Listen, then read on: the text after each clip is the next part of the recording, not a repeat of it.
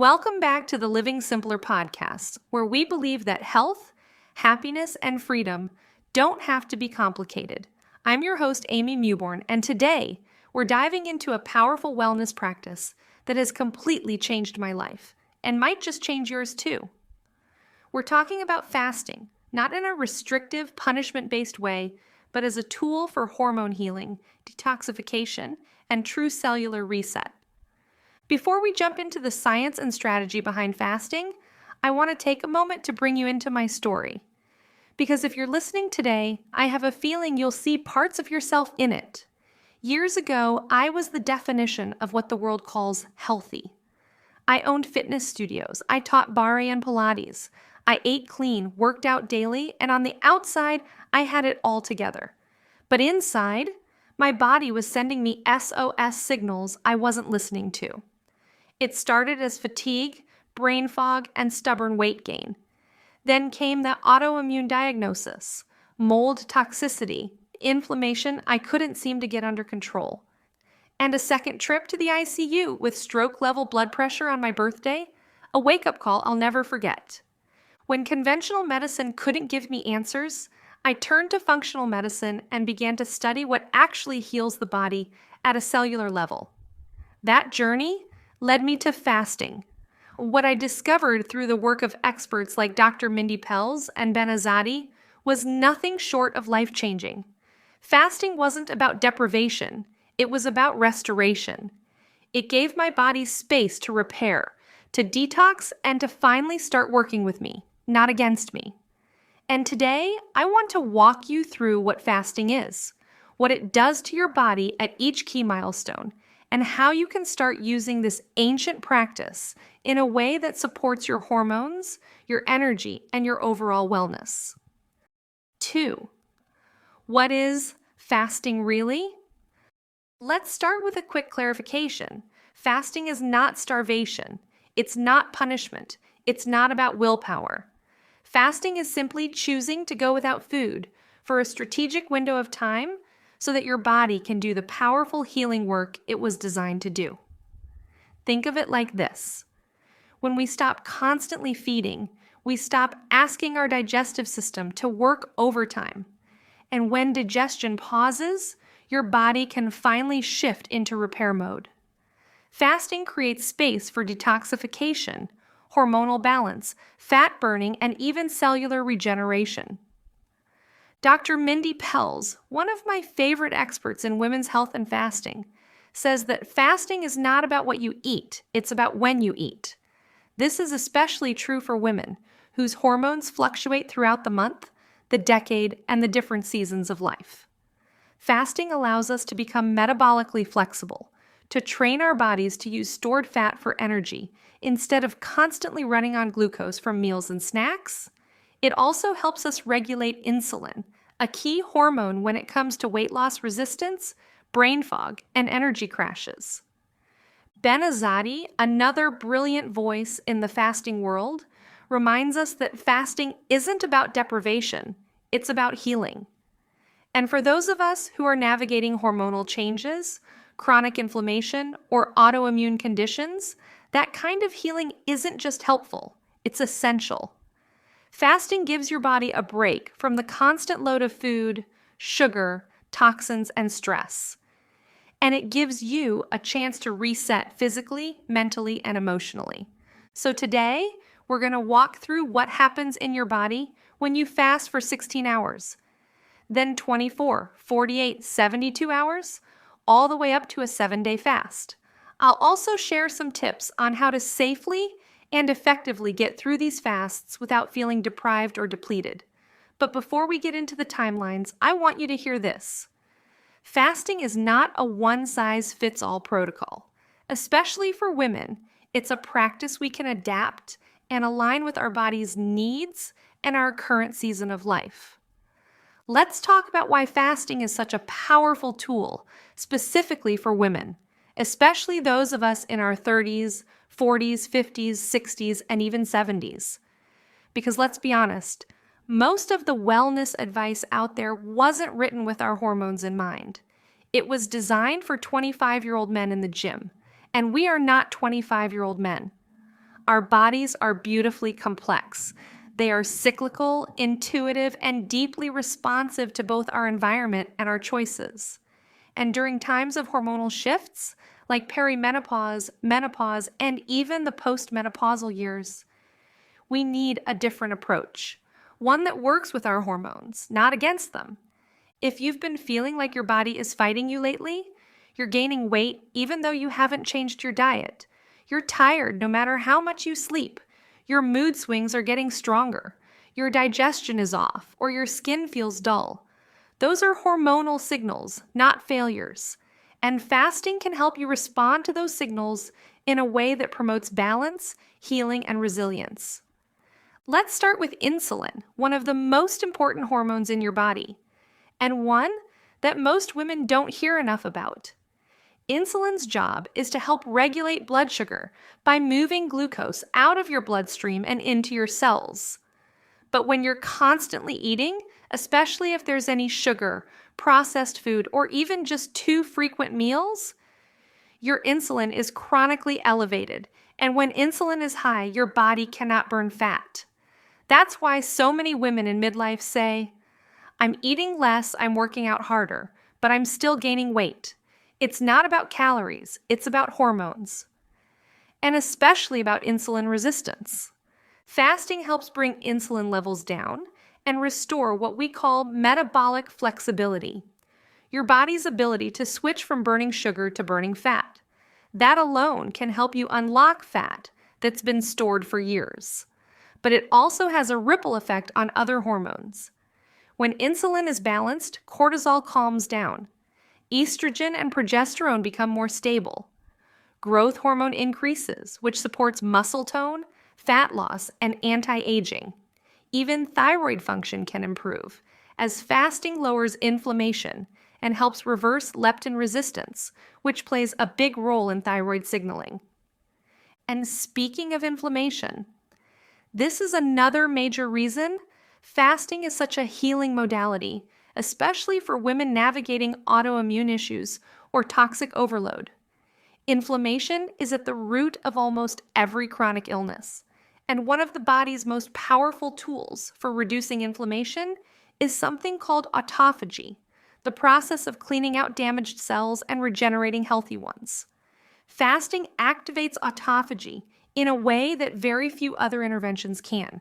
So whether you're dealing with fatigue, brain fog, joint pain, bloating, skin issues, or autoimmune symptoms like MOGAD, lupus, or Hashimoto's, fasting can be a foundational tool in your healing journey.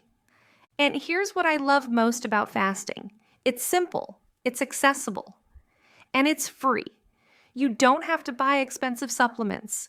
You don't have to count macros. You don't have to track every bite of food. You just give your body the gift of time and rest and let it do the healing it was designed to do. Of course, how you fast matters. Women need to fast differently than men. We are not machines. We are deeply hormonal beings, and the way we fast should reflect that.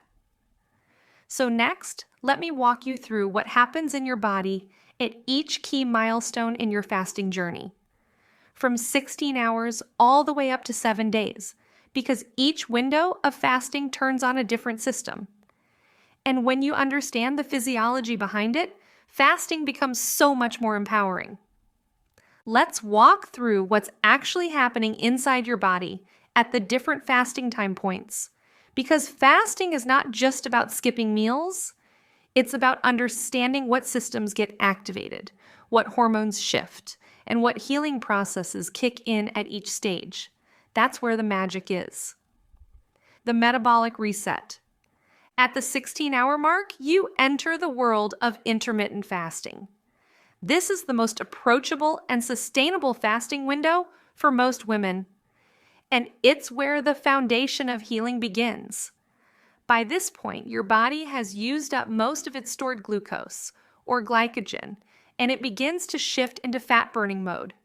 This is what we call metabolic switching, when your body starts converting fat into ketones for fuel instead of relying solely on carbs. Insulin levels drop, which allows fat to be burned more efficiently. Inflammation begins to decrease. growth hormone starts to rise slightly, helping your body repair muscle and maintain bone density. You may notice clearer thinking, reduced bloating, and fewer cravings. Most importantly, this daily rhythm trains your body to become more insulin sensitive, which is especially important for women in their 40s and beyond. This is a beautiful place to start. Many women feel fantastic here, especially when paired with blood sugar-friendly meals, plenty of protein, and mineral-rich hydration. You can live in this rhythm long-term. 24-hour fast, 1 meal a day. OMAD, gut healing plus cellular cleanup. When you extend your fast to 24 hours, amazing things happen inside your gut and cells. First, your digestive system gets a full rest. Your gut lining can start to repair, and inflammation in the GI tract starts to cool down. That's huge for anyone with IBS, bloating, food sensitivities, or gut-related autoimmune issues. At this point, a process called autophagy kicks in more robustly. Your body starts identifying and removing damaged cells, misfolded proteins, and intracellular junk that contributes to aging, disease, and dysfunction. It's like your internal janitorial crew shows up with brooms and mops to clean house. Women often report a significant improvement in focus, energy, and clarity around the 20 to 24-hour mark. It's also a great way to reset your palate if you've been craving sugar or processed carbs. I recommend trying this once a week or every other week, especially if you've built up to it gradually and you're feeling stable with the 16 to 8 fasting. 48-hour fast, the inflammation buster plus hormone helper. At the 48-hour point, you move into deep healing territory. This is where inflammation is significantly reduced systemically, not just in the gut, but in the joints, brain, skin, and even reproductive system.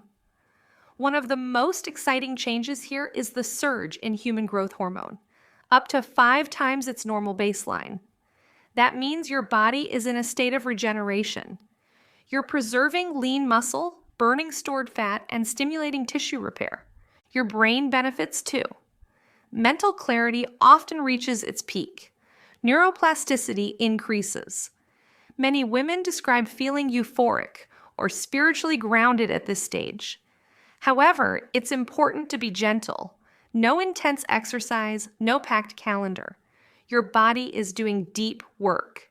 This is a powerful tool for autoimmune flares, chronic fatigue, and midlife women looking to shift metabolic gears. If you're menstruating, aim to do this around your follicular phase, day 1 through ovulation, when hormones are most stable. Avoid longer fasts during the late luteal phase or during your period, as it can raise cortisol and disrupt hormonal balance. 72-hour fast, the immune reset plus stem cell activation. Now we're stepping into therapeutic fasting territory. By 72 hours, your body has activated stem cell production, meaning you're literally generating new immune cells and laying the foundation for a more resilient system.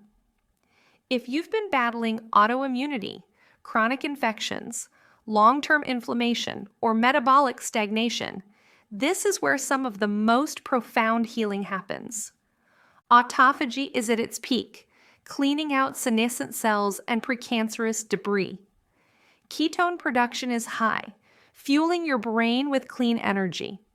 Your body becomes a detox powerhouse, clearing toxins, resetting immunity, and making space for regeneration. But I'll say this again, this is not for beginners. Extended fasting requires preparation, electrolyte support, rest, and a strategic refeeding plan. You should never jump from 72 hours straight into pizza. Your gut lining is sensitive, your digestive enzymes are paused, you need to ease back into nourishment with bone broth, gently cooked veggies, and healthy fats. 5 to 7 day fasts, deep healing plus hormone recalibration. These fasts are advanced and often used therapeutically, not for weight loss, but for full body repair. They can be profoundly effective when supervised and well prepared for. Some research suggests that extended fasts may help reverse insulin resistance, reduce tumor markers, and support the body's ability to self-correct in chronic illness.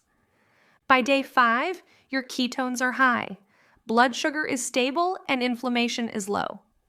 Many people experience breakthroughs in energy, clarity, and even emotional healing. But this level of fasting must be done mindfully. Women should never push themselves into long fasts from a place of stress, depletion, or desperation. The longer the fast, the longer and more intentional the refeeding window must be. Remember, it's not about fasting longer. It's about fasting smarter. So by now, you might be thinking, okay, Amy, I'm intrigued. I can see the benefits, but how in the world am I supposed to actually do this without feeling miserable, hangry, or exhausted? And I get it. The idea of going without food for 16, 24, or even 48 hours can feel intimidating, especially if you've been told your whole life that you need to eat every 2 to 3 hours to keep your metabolism up. But the truth is, your body is brilliantly designed to handle these fasting windows. It just needs the right environment and the right support to thrive. The first thing I want you to know is this: fasting is a skill. Just like lifting weights or running a 5K, you don't start at the finish line. You build up over time. So if you've been eating from sunrise to bedtime for years, you don't need to, and shouldn't, jump straight into a 48-hour fast. Start by simply pushing breakfast back an hour. Then, over days or weeks, stretch your eating window shorter until you naturally reach a 16-hour fast.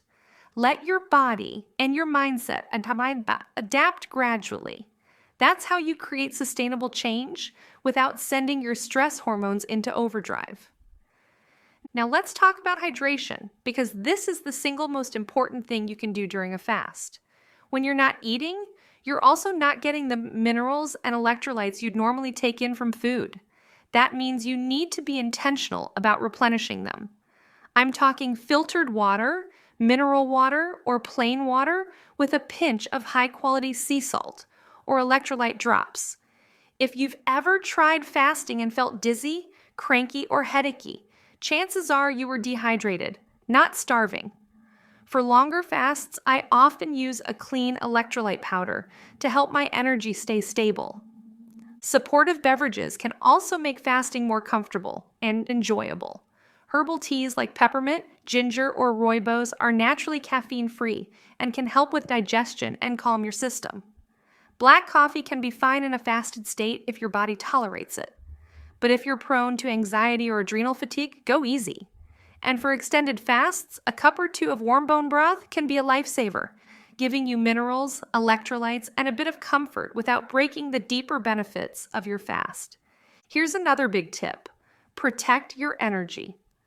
Fasting is a healing process, and healing takes resources. If you're doing a 48 or 72-hour fast, that is not the time to load up your schedule with intense workouts, big deadlines, or stressful conversations. You don't earn extra points by fasting through chaos. Give yourself permission to slow down. Gentle movement like walking, stretching, or restorative yoga is perfect. Save the HIIT workouts for your eating days, when your body has fuel to support them. Now let's talk about the mental side of fasting, because honestly, this is where most people trip up. Fasting isn't just a physical experience, it's an emotional and psychological one too. You might notice habitual eating patterns you didn't realize you had, like grabbing a snack when you're bored, stressed, or procrastinating. Fasting can feel uncomfortable at first because it shines a light on those habits. My best advice: get curious, not judgmental. Instead of thinking, I'm starving or I can't do this, try shifting your inner dialogue to, my body is healing right now, or this hunger wave will pass in a few minutes. Hunger isn't an emergency, and it's a sensation that ebbs and flows. Community is also a game changer. If you can, fast with a friend, a group, or even join a fasting challenge online. Knowing you're not alone, that others are riding the same waves of hunger and energy can be incredibly motivating. Plus, you can share tips, recipes for your refeed, and encouragement to keep going. Lastly, one of the most important but most overlooked parts of the fasting is the refeeding process. Breaking a fast well is just as important as the fast itself. After even a 16 or 24-hour fast, your digestive system is primed to absorb nutrients efficiently, so give it something worth absorbing. Start with a protein-rich meal, plenty of colorful vegetables, and healthy fats. Avoid hitting your system with a huge sugar spike right away. That will undo a lot of the metabolic benefits you just worked for. And if you've done an extended fast, ease in even more gently with bone broth, lightly cooked vegetables, and small portions for the first 12 to 24 hours. Remember, fasting is a tool, not a punishment. It's not about depriving yourself. It's about creating space for your body to heal. The goal isn't to see how long you can white knuckle it. The goal is to feel better at the end of your fast than you did at the beginning. When you approach fasting with preparation, hydration, the right mindset, and a gentle re-entry into eating, it becomes something you actually look forward to because you know what's waiting for you on the other side. Energy, clarity, and a body that feels like it's working with you again. Before you are run off and start your first long fast, we need to have a really important conversation, especially as women. Because while fasting can be one of the most powerful tools in our wellness toolbox, it's not a more is better situation. The way we fast and the way we get results from fasting can look very different from the way men do it. And if you ignore your body's signals, fasting can start to work against you instead of for you. Here's the first and most important point. Women's hormones are sensitive to stress. And fasting, while incredibly beneficial, is still a stressor. It's just a hormetic stressor, meaning it creates short-term stress that triggers long-term healing. But if you pile fasting on top of other stressors, like lack of sleep, high-intensity exercise, emotional strain, or undereating, your body can go into protective mode. That means your cortisol rises, your thyroid slows down, and your sex hormones like estrogen and progesterone can get out of balance. So step 1 is making sure you're not already running on fumes before you begin a fasting protocol. If you're still menstruating, cycle syncing your fasts can make all the difference. In the first half of your cycle, from day 1 of your period through ovulation, estrogen is rising, and your body is generally more resilient to stress. This is the best time to experiment with longer fasts, whether that's pushing to 20 hours a few times a week or trying a 24 to 48 hour reset. After ovulation, in your luteal phase, progesterone becomes dominant and your body is more sensitive to stress. This is not the time for extended fasting. Instead, shorten your fasting window, focus on nutrient-dense meals, and support your body's need for rest and replenishment. If you're in perimenopause, your hormones are already fluctuating unpredictably. Fasting can be a fantastic way to help stabilize insulin and lower inflammation, but it's especially important to listen to your body day to day. You might find that some weeks a 20-hour fast feels amazing, while other weeks you need more food more often. The key is flexibility, not rigid rules. For women in postmenopause, fasting can be more straightforward because you're no longer cycling monthly. That said, you still want to keep an eye on how your body responds. Muscle preservation becomes even more important in this stage of life, so I often recommend pairing fasting with resistance training on eating days and making sure you're getting enough high-quality protein in your meals. Remember, the goal isn't just to get smaller. The goal is to get stronger, healthier, and more resilient. Now, for my women dealing with autoimmune conditions, chronic illness, or high toxic load, fasting can be a game changer, but it should be approached with extra care. Extended fasts can trigger deep detoxification, which can be healing, but also overwhelming if your detox pathways aren't open. If you're not pooping regularly, if your liver is overburdened, or if your lymphatic system is stagnant. Fasting can make you feel worse before you feel better. That's why I always recommend supporting your detox organs first. Drink plenty of water, add in minerals, move your body gently to keep lymph moving, and consider working with a functional medicine provider to guide your fasting journey. And here's a little tough love.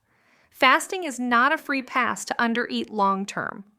Chronically undereating can slow your metabolism, disrupt your hormones, and make you feel tired, cranky, and foggy. Fasting is about when you eat, not necessarily how much you eat over time. On your eating days, you should be nourishing your body fully with protein, healthy fats, and nutrient-rich vegetables. Think of fasting as the rest and repair phase, and eating as the rebuild and refuel phase. Both are equally important. Lastly, if you are pregnant, breastfeeding, underweight, have a history of eating disorders, or are on certain medications like insulin or blood pressure drugs, fasting should only be done with medical supervision or not at all. Your safety and health always come first. So here's the takeaway. Fasting is a beautiful, ancient, and powerful practice, but it works best when it's aligned with your season of life, your hormonal needs, and your overall health status. There is no badge of honor for pushing your body past what feels good. In fact, the most effective fasting comes from a place of self-awareness and respect for your body's signals. When you listen, adjust, and adapt, fasting becomes not just sustainable, but enjoyable. So friend, here's what I want you to remember as we wrap up today's conversation.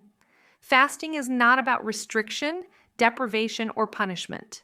It's about creating space for your body to heal, physically, hormonally, and even emotionally. It's about giving your digestive system, your hormones, and your cells a break from the constant work of processing food so they can finally focus on repair, detox, and restoration. If you're feeling inspired, but maybe a little nervous, that's okay. You don't have to go from 0 to a 3-day fast tomorrow. You don't even have to start with 24 hours. What matters most is that you start somewhere. Maybe for you, that means simply pushing breakfast back an hour this week. Maybe it's closing the kitchen after dinner instead of grazing until bedtime. Maybe it's trying your very first 16-hour intermittent fast and noticing how your energy shifts. Small, consistent steps add up, and your body will thank you for each one. I also want you to remember that fasting is personal. Your journey will not look exactly like mine or anyone else's. You get to adapt it to your season of life, your hormone health, your stress load, and your goals. Some weeks, fasting might feel amazing. Other weeks, you might need more nourishment. Neither is right or wrong. It's simply listening to the conversation your body is having with you. And here's the truth. You don't have to do this alone. In fact, fasting is so much easier and more enjoyable when you have community and support. So here's my challenge for you this week. Pick one fasting goal, no matter how small, and tell someone about it. Maybe that's a friend. Maybe that's me on Instagram. Maybe that's inside a wellness community you're part of.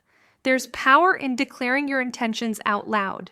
If you want a little extra guidance, I've created a free fasting timeline and journal you can use to track your progress, notice how your body responds, and celebrate your wins along the way. You can grab it by clicking the link in the show notes. And if you're ready to take this deeper, keep an eye out for my 7-day fasting journal, where I'll walk you through exactly how to prepare, how to fast in a way that supports your hormones, and how to refeed so you get maximum benefits without the burnout.